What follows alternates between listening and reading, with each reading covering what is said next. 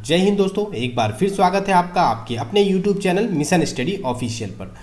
तो आज हम हिंदी वर्णमाला से संबंधित कुछ महत्वपूर्ण प्रश्न डिस्कस करने वाले हैं जो कि आने वाले सभी एग्जाम्स के लिए महत्वपूर्ण होने वाले हैं। ठीक है, जैसे कि आने वाले एग्जाम यूपी पुलिस का एग्जाम करंट में चल रहा है, एसएससी सीजीएल, एसएससी एमटीएस, आने वाले सभी एग्जाम्स के लिए ये वीडियो आपके लिए बहुत ही ज़्यादा हेल्पफुल होने वाली है। ठीक है, तो वीडियो को पूरा और ध्यान से देखिएगा और वीडियो थोड़ी सी भी हेल्पफुल लगे तो वीडियो को लाइक जरूर कीजिए।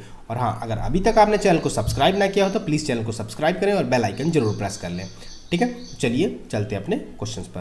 क्वेश्चंस पे चलने से पहले सबसे पहले हम देख लेते हैं वर्णमाला के बारे में। किसके? वर्ण। तो वर्ण क्या है? भाषा की सबसे छोटी लिखित इकाई, अगर हम उसकी बात कर लें, भाषा की सबसे छोटी लिखित इकाई कौन सी होती है? वो वर्ण होती है। ठीक है, और वर्णों के क्रमबद्ध समूह को हम वर्णमाला कहते हैं। वर्णों के ही क्रमबद्ध समूह को हम क्या कहते हैं? वर्णमाला कहते हैं। और वर्णमाला को मुख्यतः दो भागों में विभाजित किया गया है। पहला है स्वर और दूसरा है व्यंजन। दूसरा क्या है? व्यंजन। स्वर कितने होते हैं हमारे? स्वर होते हैं 11 और व्यंजन होते हैं हमारे 33। ठीक है, तो ये कुछ बेसिक इन्फॉर्मेशन अभी स्टार्टिंग में आपको याद रखनी है। ठीक है, तो चलिए चलते हैं अपने क्वेश्चंस पर। ठीक है, तो हमारा पहला क्वेश्चन है, निम्नलिखित में से कौन सा वर्ण स्त्रीलिंग नहीं है? सबसे पहले ये चीज़ ध्यान रखना, इसमें नहीं है बोला है, ये सबसे मेन पॉइंट आपको ध्यान रखना है यहाँ पर भी और एग्जाम में भी कि क्या नहीं है। तो ये सभी जो है स्त्रीलिंग है, ऊ वर्ण जो है ये स्त्रीलिंग नहीं है। तो राइट आंसर हमारा डी आंसर हमारा राइट हो जाएगा। ठीक है, नेक्स्ट क्वेश्चन है, निम्नलिखित व्यंजनों में से कौन सा व्यंजन का उच्चारण स्थान तालु से होता है? तो किसका उच्चारण स्थान तालु से होता है? तो चलिए हम देख लेते हैं। सबसे पहले हम डायग्राम चेक कर लेते हैं। ये वाला जो गला होता है हमारा, ये कंठ कहलाता है। कुछ ध्वनियाँ तालु के संपर्क से निकलती हैं। किससे? ये वाला पोर्शन हमारा क्या होता है? ये तालु कहलाता है। ठीक है, और ये वाला एरिया जो होता है, ये पोर्शन ओष्ठ और तालु के बीच का जो पोर्शन होता है ये मूर्धा कहलाता है। और ओष्ठ, ये ओष्ठ हो गया, और नासिका, नाक के द्वारा जो संपर्क से जो ध्वनि निकलती है उसे हम नासिका कहते हैं। ठीक है, तो हमारे क्वेश्चन में क्या है? तालु से उच्चारण होता है। तो किसका उच्चारण तालु से होता है? तो छा वर्ण का उच्चारण जो है तालु से होता है। ये वाले एरिया से उच्चारण होता है। अगर आप अभी बोल के भी देखेंगे छ, तो जीभ का टच, जीभ का संपर्क कहाँ से होता है? ये तालु से होता है। ठीक है, तो राइट आंसर हमारा क्या हो जाएगा? सी हमारा राइट आंसर हो जाएगा। नेक्स्ट क्वेश्चन है, लुंठित ध्वनि किसे कहते हैं? लुंठित ध्वनि किसे कहते हैं? तो रा को हम लुंठित ध्वनि कहते हैं। ठीक है, और रा को ही हम प्रकंपित, लुंठित, ये सभी किसे? रा को बोला जाता है। ठीक है, नेक्स्ट क्वेश्चन है हमारा, वह वर्ण जो ओष्ठ की सहायता से बोला जाता हो, स्पर्श व्यंजन हो, अल्प प्राण हो, अघोष वर्ण हो, तो ऐसा कौन सा वर्ण है? तो पा वर्ण जो है वो ओष्ठ की सहायता से बोला जाता है, स्पर्श व्यंजन भी है, अल्प प्राण भी है, अघोष भी है, तो ये है पा। ठीक है, और नेक्स्ट क्वेश्चन है हमारा क्वेश्चन नंबर 5, एक ही ध्वनि का द्वित हो जाने पर वह क्या कहलाती है? तो एक ही ध्वनि का द्वित हो जाने पर वह युग्मक ध्वनि कहलाती है। कौन सी? युग्मक ध्वनि कहलाती है। तो राइट आंसर क्या हो जाएगा हमारा? डी हमारा राइट आंसर हो जाएगा। ठीक है, तो चलिए चलते हैं अपने नेक्स्ट क्वेश्चन पर। हमारा अगला क्वेश्चन है, या किस प्रकार की ध्वनि है? तो या किस प्रकार की ध्वनि है? तो ये एक तालव्य ध्वनि है। किसकी? तालव्य ध्वनि, जो तालु की सहायता से बोली जाती है। कौन सी? तालु की सहायता से बोली जाती है। वो कौन सी ध्वनि होती है? तालव्य ध्वनि होती है। ठीक है, नेक्स्ट क्वेश्चन है, उच्चारण की दृष्टि से वह कैसी ध्वनि है? उच्चारण की दृष्टि से वह कैसी ध्वनि है? वह एक दंतोष्ठ ध्वनि है। वह एक दंतोष्ठ ध्वनि है। राइट आंसर हमारा क्या हो जाएगा? सी हमारा राइट आंसर हो जाएगा। जो दांत और ओष्ठ की सहायता, होठ की सहायता से बोली जाती है। ठीक है, नेक्स्ट क्वेश्चन है हमारा, हिंदी वर्णमाला में स्वरों की कितनी संख्या होती है? स्वरों की संख्या कितनी होती है? तो स्वर हमारे 11 होते हैं। कितने? 11 स्वर होते हैं। तो राइट आंसर हमारा क्या हो जाएगा? सी हमारा राइट आंसर हो जाएगा। नेक्स्ट क्वेश्चन है हमारा, ए का उच्चारण किसकी सहायता से किया जाता है? तो कंठ और तालु की सहायता से ए का उच्चारण किया जाता है। किसकी? ठीक है, कंठ की, और ये वाला पोर्शन जो तालु की सहायता से ए का उच्चारण किया जाता है। नेक्स्ट क्वेश्चन है, चा वर्ग की ध्वनियाँ किस वर्ग में आती हैं? तो चा वर्ग की ध्वनियाँ तालव्य ध्वनियाँ कहलाती हैं। किसी? तालव्य ध्वनियाँ कहलाती हैं, जो कि तालु वर्ग में आते हैं। इसका एक सूत्र भी है, इचु यसा नाम तालु। ठीक है, चा वर्ग की ध्वनियाँ कौन सी होती हैं? तालव्य ध्वनियाँ कहलाती हैं। ठीक है, नेक्स्ट क्वेश्चन है हमारा, वर्णमाला का कौन सा अक्षर पुल्लिंग नहीं है? फिर से देख रहा है, पुल्लिंग नहीं है, तो इसमें से कौन सा अक्षर, ये पुल्लिंग है, ये पुल्लिंग है, ये छोटी ई और बड़ी ई, ये जो है पुल्लिंग नहीं है। तो राइट आंसर हमारा क्या हो जाएगा? डी हमारा राइट आंसर हो जाएगा।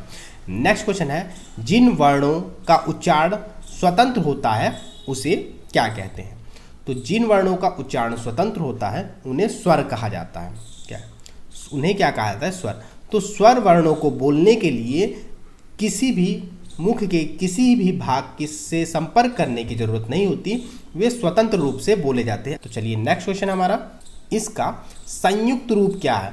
ये तो वर्ण विच्छेद रूप है, द प्लस अ प्लस क प्लस श और प्लस आ, ये किसका जो है वर्ण विच्छेद है? तो ये अगर हम राइट आंसर की बात कर लें तो डी हमारा राइट आंसर हो जाएगा। क्या? डी। नेक्स्ट क्वेश्चन है, ढ वर्ण का स्थान और वर्ग क्या है? वर्णमाला है, हमारी क्रमबद्ध वर्णमाला है, तो उसमें ढ का वर्ण का स्थान कौन सा है और कौन से वर्ग में है? ट ठ ड ढ, ट ठ ढ, तो हमारा कौन सा वर्ग? तो हमारा ट है, लेकिन स्थान कौन सा है? ट ठ ड, ट ठ ड ढ, कौन सा है? तो स्थान कौन सा हमारा? चौथा है। तो ट वर्ग में चौथा स्थान है किसका? ढा, जिसको हम कहते हैं क्या? ढा से ढक्कन। नेक्स्ट क्वेश्चन है हमारा, लिपि चिन्हों के क्रमबद्ध समूह को क्या कहते हैं? लिपि होती है, जैसे कोई भी देवनागरी लिपि होगी, कोई भी होगी, उस लिपि के चिन्हों को क्या कहा जाता है? उस लिपि के चिन्हों को ही हम क्या कहते हैं? वर्णमाला कहते हैं। तो राइट आंसर क्या हो जाएगा हमारा? बी हमारा राइट आंसर हो जाएगा, वर्णमाला। तो क्वेश्चन कैसे भी घुमा फिरा के दे सकता है, लेकिन आपको आंसर करेक्ट ही करना है। ठीक है, वीडियो अगर थोड़ी सी भी हेल्पफुल लग रही हो तो प्लीज़ एक लाइक का बटन जरूर प्रेस कर दें, क्योंकि आप लाइक करते रहें और मैं आपके लिए और भी अच्छे अच्छे क्वेश्चन आपके लिए लाता रहूँगा। ठीक है, तो नेक्स्ट क्वेश्चन है, हिंदी भाषा में ह्रस्व स्वरों की संख्या कितनी है? तो हिंदी भाषा में ह्रस्व स्वरों की संख्या कितनी है? तो ये है 4। कितनी संख्या है? 4 संख्या है ह्रस्व स्वरों की। तो कौन कौन से हैं? छोटा आ, छोटी ई, छोटा ऊ और री, ये 4 हमारे कौन से हैं? ह्रस्व स्वर हैं। और इन्हीं स्वरों को हम क्या कहते हैं? इन्हीं स्वरों को हम मूल स्वर भी कहते हैं। क्या? मूल स्वर भी कहते हैं। ठीक है, और नेक्स्ट क्वेश्चन है हमारा, ठीक है, नेक्स्ट क्वेश्चन है, ऐसी कौन सी 2 मात्राएं हैं जिनका प्रयोग तो किया जाता है, सॉरी ये क्वेश्चन आधा ही रह गया, ऐसी कौन सी 2 मात्राएं जिनका प्रयोग तो किया जाता है लेकिन उन्हें स्वर के अंदर शामिल नहीं किया जाता? क्या क्या? उनको स्वरों के अंदर उनको शामिल नहीं किया जाता। तो ऐसी कौन सी 2 मात्राएं हैं? ये अंग और आह है। क्या है? ये अंग और आह जो है, ये 2 मात्राएं, इनका मात्राओं का प्रयोग तो किया जाता है लेकिन इन्हें स्वर के अंदर शामिल नहीं किया जाता, इनका समावेश स्वर के अंदर नहीं किया जाता। राइट आंसर क्या हो जाएगा? सी हमारा राइट आंसर हो जाएगा। और अगर हम इसकी ही बात कर लें तो इसको कहा जाता है अनुस्वार, इसको कहा जाता है अनुस्वार, और इसको कहते हैं विसर्ग।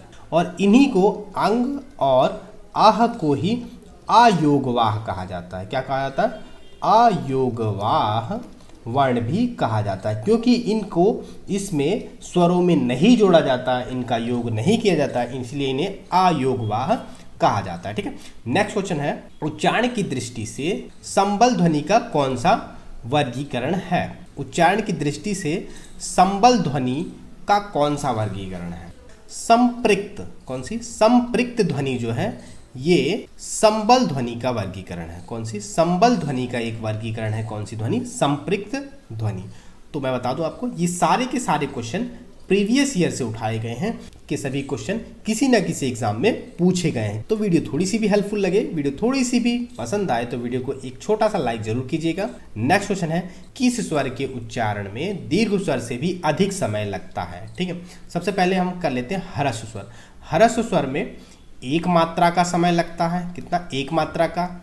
और दीर्घ स्वर में 2 मात्राओं का समय लगता है। कितने? 2 मात्राओं का समय लगता है। तो अब हम बात कर ले कि दीर्घ से भी अधिक समय किस में लगता है, तो वो लगता है प्लुत के अंदर। किसमें? प्लुत स्वर में 2 मात्राओं से अधिक का समय लगता है। जैसे किसी को दूर से बुलाना होता है, जैसे राम, हे राम। ये स्वर कौन से कहलाते हैं? ये प्लुत कहा जाता है। जिसमें दो मात्राओं से अधिक का समय लगता है उसे प्लुत कहा जाता है। वर्णमाला में स्पर्श व्यंजन की संख्या कितनी होती है? तो वर्णमाला में स्पर्श व्यंजनों की संख्या 25 होती है। क्या होती है? वर्णमाला में स्पर्श व्यंजनों की संख्या 25 होती है। ठीक है। और अगर हम बात कर लें कि वर्णमाला में स्पर्श व्यंजन की संख्या कितनी होती है? 25 होती है। लेकिन अगर इसी में मूल शब्द जोड़ दें, मूल स्पर्श व्यंजन कितने होते हैं, तो उनकी संख्या 16 होती है। ये हाल ही में एमपी के एक एग्जाम में पूछा गया है कि वर्णमाला में मूल स्पर्श व्यंजन कितने होते हैं, तो मूल जो होते हैं वो 16 होते हैं। लेकिन अगर नॉर्मली पूछ ले कि वर्णमाला में स्पर्श व्यंजनों की संख्या कितनी होती है, तो ये 25 होती है। ठीक है। नेक्स्ट क्वेश्चन है, स्वर ए और आय का उच्चारण स्थान कौन सा होता है? तो स्वर ए और आय का उच्चारण स्थान कौन सा होता है? तो ये होता है कंठ और तालु। ए और आय कंठ और तालु की सहायता से बोले जाते हैं। तो राइट आंसर क्या हो जाएगा? ए हमारा राइट आंसर हो जाएगा। ठीक है। नेक्स्ट क्वेश्चन है, हिंदी शब्दकोश में का के बाद कौन सा व्यंजन दिखाई देता है? अगर हम हिंदी शब्दकोश की बात कर लें, तो अगर हिंदी डिक्शनरी की बात कर लें, तो का के बाद हमेशा छ वर्ण दिखाई देता है। कौन सा? छ वर्ण दिखाई देता है, क्योंकि का बनता है का प्लस आ की सहायता से। ठीक है। और का के बाद ही क्ष भी जो है का प्लस श की सहायता से बनता है। तो नेक्स्ट क्वेश्चन है हमारा, भाषा की सार्थक लघुत्तम इकाई किसे माना जाता है? भाषा की सार्थक लघुत्तम इकाई होती है, वो है शब्द कहलाती है। क्या? शब्द एक सबसे छोटी इकाई है जिसका कोई अर्थ निकलता है। तो राइट आंसर क्या हो जाएगा? बी हमारा राइट आंसर हो जाएगा। नेक्स्ट क्वेश्चन है, निम्न में से दंत वर्ण कौन से होते हैं? तो दंत वर्ण कौन से होते हैं? वे वर्ण कौन से हैं निम्न में से जो दांत की सहायता से बोले जाते हैं? तो ये सा जो है ये दांत की सहायता से बोले जाते हैं, इसीलिए इन्हें दंत वर्ण कहा जाता है। और इसी को हम दंती सा भी कहते हैं। कौन सा सा? दंती सा कहते हैं। ठीक है। क्योंकि अब तक हम इस सा को कौन सा सपेरा वाला सा बोलते हुए, लेकिन नहीं, जो है हमारे व्याकरण के हिसाब से इस सा को कौन सा दंती सा बोला जाता है। कौन सा? दंती सा। तो इसको क्या कहते हैं? इसे दंती सा बोलते हैं। इस वाले शा को क्या कहते हैं? तालव्य शा कहते हैं। क्या कहते हैं? इसे तालव्य शा बोलते हैं, तालु की सहायता बोलते हैं। इस वाले षटकोण वाले शा को क्या कहते हैं? इसे मूर्धन्य शा बोलते हैं। ये मूर्धा की सहायता से बोला जाता है। ठीक है। तो चलिए नेक्स्ट क्वेश्चन देख लेते हैं हम। निम्न में से अनुनासिक वर्ण कौन सा है? कौन सा है? निम्न में से अनुनासिक वर्ण कौन सा है? तो माँ अनुनासिक वर्ण है। कौन सा? माँ हमारा अनुनासिक वर्ण है, क्योंकि बिना नाक से हवा छोड़े, या हम कह लें बिना नासिका की सहायता से हम इस वर्ड को बोल ही नहीं सकते। अगर आप बोलने की कोशिश करेंगे, नाक बंद करके माँ बोलने की कोशिश कीजिए, आप सही उच्चारण कर ही नहीं पाएंगे। और इन सबको बोलने की थ ब प आप नाक बंद करके इन शब्दों को बोल सकते हैं, लेकिन माँ को नाक बंद करके आप नहीं बोल सकते, इसलिए इसे अनुनासिक वर्ड है, क्योंकि कुछ हवा जो है नासिका से पास होती है। ठीक है। नेक्स्ट क्वेश्चन है, निम्न में से कौन सा वर्ण घोष वर्ण है? निम्न में से कौन सा वर्ण घोष वर्ण है? तो राइट आंसर हमारा हो जाएगा ग हमारा घोष वर्ण है। कौन सा? ग हमारा घोष वर्ण है। नेक्स्ट क्वेश्चन है हमारा, ल और सा का उच्चारण किस स्थान से होता है? ल और सा का उच्चारण किस स्थान से? तो दंत की सहायता से या दंत के स्थान से ल और सा का उच्चारण होता है, इसीलिए इसको दंती सा को दंती सा भी बोला जाता है। ठीक है। नेक्स्ट क्वेश्चन है, इनमें से कौन सी देवनागरी की वर्ण ध्वनि नहीं है? कौन सी देवनागरी की वर्ण ध्वनि नहीं है? तो देवनागरी में कंठ से भी ध्वनि निकलती है, दंतोष्ठ से भी ध्वनि निकलती है और मूर्धा से भी ध्वनि निकलती है, लेकिन ग्रीवा ध्वनि जो है ये देवनागरी के अंदर नहीं है। तो राइट आंसर में क्या है? सी जो है ये नहीं है देवनागरी की वर्ण ध्वनि। ठीक है। नेक्स्ट क्वेश्चन है हमारा, किस व्यंजन का उच्चारण स्थान तालव्य से है? तो झ। आप झ बोल के देखिए तो तालु को टच करती है। किसको? तालु को। कंठ और मूर्धा, दांत के थोड़ा सा पीछे का भाग मूर्धा है और ऊपर का तालु है, तो उसे तालु से टच करती है कौन सी, झ। तो राइट आंसर हमारा क्या हो जाएगा, बी हमारा राइट आंसर हो जाएगा। ठीक है, नेक्स्ट क्वेश्चन है, जिन ध्वनियों की गणना ना स्वर में की जाती है ना व्यंजन में की जाती है उन्हें क्या कहते हैं। तो वे क्या कहलाते हैं, उन्हें ही कहा जाता है आयोग वाह।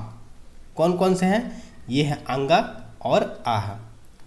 ठीक है, अनुस्वार और विसर्ग, इन दोनों को ना तो स्वर में इनका काउंट किया जाता है ना ही व्यंजन के अंदर इनको काउंट किया जाता है, इसीलिए इन्हें एक अलग से नाम दिया गया है आयोगवाह। ठीक है, इन्हें ना तो स्वर में जोड़ा गया है ना तो इन्हें व्यंजन में योग किया गया है, इसीलिए इन्हें आयोगवाह कहा गया है। ठीक है, नेक्स्ट क्वेश्चन है हमारा। तो नेक्स्ट क्वेश्चन पे चलने से पहले इसी हाथ हम जो है ऊष्म व्यंजन की बात कर लें। ऊष्म व्यंजन क्या, जिसमें ज़्यादा ऊष्मा पास होती है, मतलब थोड़ी सी ज़्यादा एनर्जी, ऊष्मा मतलब गर्म हवा निकलती है, उसको ऊष्म व्यंजन कहा जाता है। जैसे श, श, श, हा, ये ऊष्म व्यंजन है। ठीक है, कौन से व्यंजन है, ऊष्म व्यंजन है।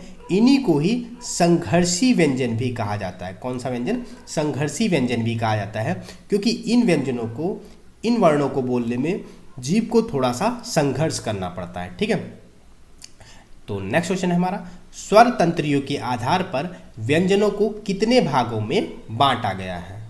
तो स्वर तंत्रियों के आधार पर व्यंजनों को दो भागों में बांटा है। कितने, दो भागों में। एक होते हैं घोषवर्ण, कौन से, घोषवर्ण, इन्हीं को साघोष भी बोलते हैं। एक होते हैं आघोषवर्ण, कौन से होते हैं, एक होते हैं आघोषवर्ण, इसी को घोष या साघोष, और दूसरा होता है आघोषवर्ण। ठीक है, ये स्वर तंत्रियों के आधार पर बांटा गया है। नेक्स्ट क्वेश्चन है हमारा, प्रत्येक शब्द की वर्तनी के सभी वर्णों को उसी क्रम में अलग अलग दिखाना क्या कहलाता है। कोई शब्द है जैसे क, मल, कोई शब्द है, उसी के वर्णों को अलग अलग क्रम में दिखाना वर्ण विच्छेद कहा जाता है।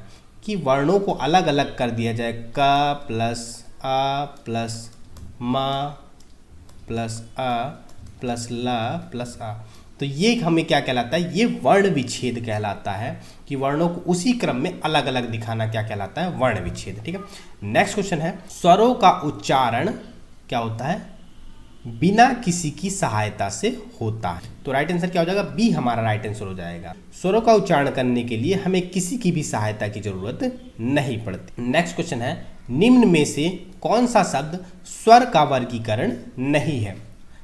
कौन सा शब्द स्वर का वर्गीकरण नहीं है, ह्रस्व स्वर होता है, प्लुत स्वर होता है, संयुक्त स्वर होता है, लेकिन द्वित स्वर नहीं होता है। कौन सा, द्वित स्वर नहीं होता है। ठीक है, तो राइट आंसर में क्या हो जाएगा, सी हमारा राइट आंसर हो जाएगा। नेक्स्ट क्वेश्चन है, निम्न में से कौन सा शब्द प्रयत्न और उच्चारण के आधार पर व्यंजन का वर्गीकरण नहीं है। तो इसमें यह देखना है, प्रयत्न और उच्चारण के आधार पर कौन सा जो है व्यंजन का वर्गीकरण नहीं है। तो साघोष, कौन सा है, साघोष जो है ये प्रयत्न और उच्चारण के आधार पर व्यंजन का वर्गीकरण नहीं है। ठीक है, तो राइट आंसर हमारा क्या हो जाएगा, डी हमारा राइट आंसर हो जाएगा।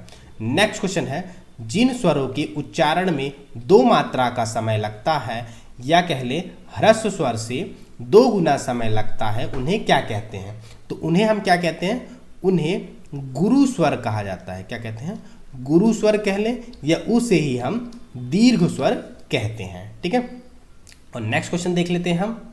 तो नेक्स्ट क्वेश्चन पे चलने से पहले इसी स्वर को हम क्या कहते हैं, सजातीय स्वर्ग कहते हैं। किसे, अगर हम गुरु स्वर या फिर दीर्घ स्वर की बात कर लें तो उसमें आते कौन कौन से वर्ण हैं, बड़ा आ, बड़ी ई और बड़ा ऊ जो है किस में आता है, दीर्घ स्वर के अंदर आते हैं। ठीक है, लेकिन आता तो बड़ा री भी है, लेकिन इसे हिंदी में ना काउंट करके संस्कृत में काउंट किया जाता है। इसी गुरु स्वर को हम दीर्घ स्वर को ही, इन्हीं को ही सजातीय, किसे, सजातीय स्वर भी कहा जाता है। नेक्स्ट क्वेश्चन है हमारा, जिस व्यंजन ध्वनि के उच्चारण के समय स्वर तंत्री में कंपन होता है, उस उच्चारण स्थान के आधार पर ध्वनियों के वर्गीकरण में उसका क्या स्थान, उस ध्वनि के वर्गीकरण का उच्चारण स्थान क्या है, तो काकल्य है। क्या है, काकल्य है, जिसमें स्वर तंत्री में कंपन होता है। ह, ह एक काकल्य वर्ण है। कौन सा है? ह एक काकल्य वर्ण है। नेक्स्ट क्वेश्चन है हमारा, वर्णों के व्यवस्थित समूह को क्या कहा जाता है?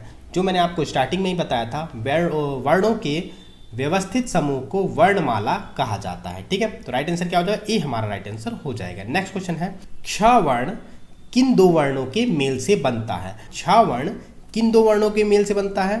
तो क और श, षटकोण वाला जो सा होता है, या फिर हम इसे ही मूर्धन्य सा भी बोलते हैं, तो क और श की सहायता से बोला जाता है। क और श के योग से या मेल से बनता है कौन सा? क्ष बनता है। ठीक है, तो राइट आंसर क्या हो जाएगा? बी हमारा राइट आंसर हो जाएगा। नेक्स्ट क्वेश्चन है, निम्न में से संयुक्त स्वर कौन सा है? तो निम्न में से संयुक्त स्वर कौन सा है? औ एक क्या है? औ एक संयुक्त स्वर है। कौन सा है? संयुक्त स्वर है। कौन सा? औ। ठीक है, और अगर हम संयुक्त स्वर है कौन से, कितने हैं? तो 4 संयुक्त स्वर होते हैं। कौन कौन से? पहला है ए, आई, ओ और औ। ये चारों स्वर संयुक्त स्वर हैं। ठीक है, इनको हम विजातीय स्वर भी कहते हैं। क्या? विजातीय स्वर भी कहते हैं। ठीक है, नेक्स्ट क्वेश्चन है हमारा, स्पर्श व्यंजन कंठ ध्वनि, आघोष और महाप्राण ध्वनि है, तो कौन सी है ये? ख।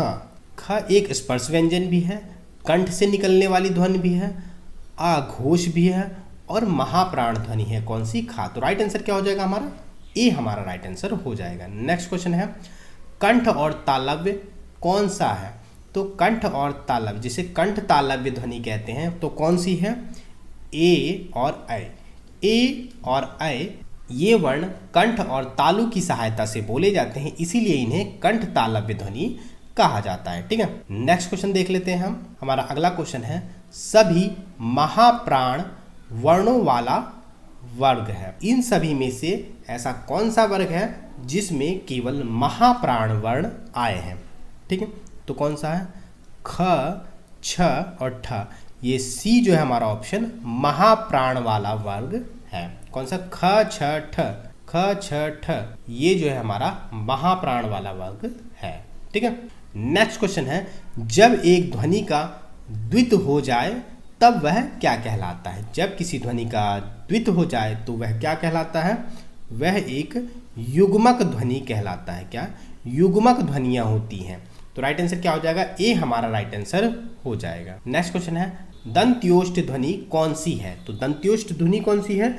जो दांत और ओष्ठ की सहायता से बोली गई ध्वनि हो, वो दंतोष्ठ ध्वनि होती है। तो दंतोष्ठ ध्वनि कौन सी है? तो दांत और ओठ की सहायता से बोली जाती है, तो ये है वा। आप कोशिश भी कर सकते हैं, वा को बिना दांत और ओठ की सहायता से आप बोल ही नहीं सकते। किसे? वा को। आप ट्राई करके देख सकते हैं। ठीक है, नेक्स्ट क्वेश्चन है, कौन से वर्ग में सभी स्पर्श व्यंजन हैं? कौन से वर्ग में सभी स्पर्श व्यंजन हैं? तो राइट आंसर हमारा क्या हो जाएगा? क, च, प और द।